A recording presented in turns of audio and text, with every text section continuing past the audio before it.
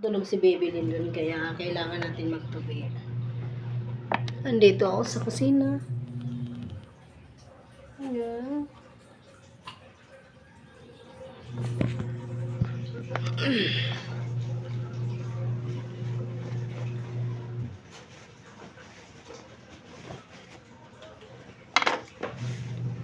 Habang umiikot pa yung washing din kasi naglalaba din ako, guys. Kasi 3 araw na ito nakasampay. Medyo tuyo na siya. Kailangan tanggalin kasi maya-maya magbabanlaw tapos magsasampay. Malit lang kasi yung sampayan ko.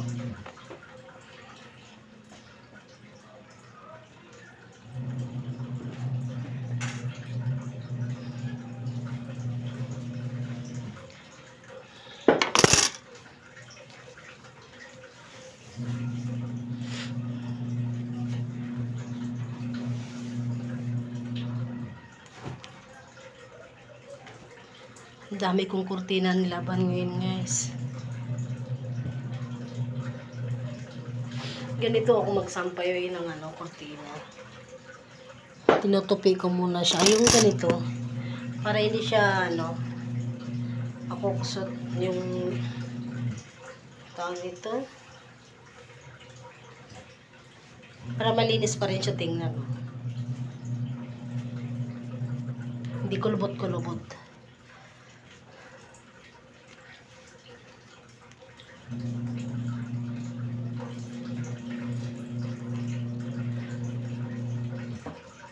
Inunti-unti ko na kasi tinanggal yung mga kortina. Sa kwarto na lang na hindi pa ako nagpalit ng kortina ngayon. Nakasunod na araw.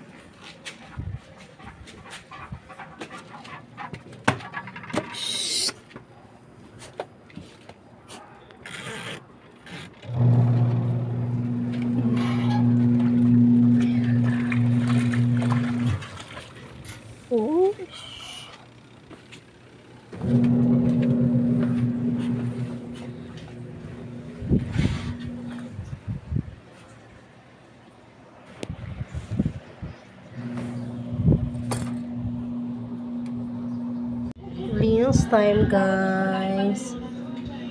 Dami pang kalat. Hindi matatapos kasi kanina nakutan ako ng sumbong ni Baby Lindon, tinupak. Kaya kailangan ko maglinis habang tulog na sila. Oras na. Dami pang kalat sa labas. Yan. Linisin ko pa yan.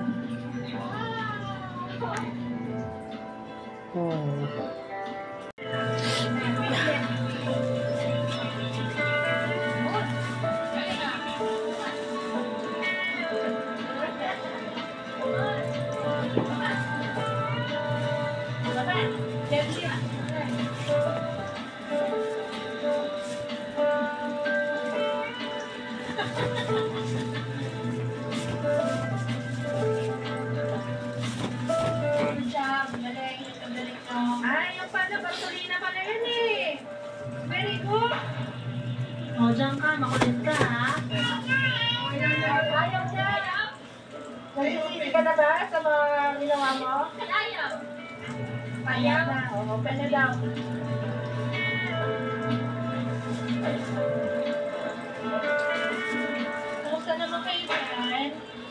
sarap ng buhay niyo dyan ah. Wow. Ngayon lang kayo dumating. Bakit ka na naman?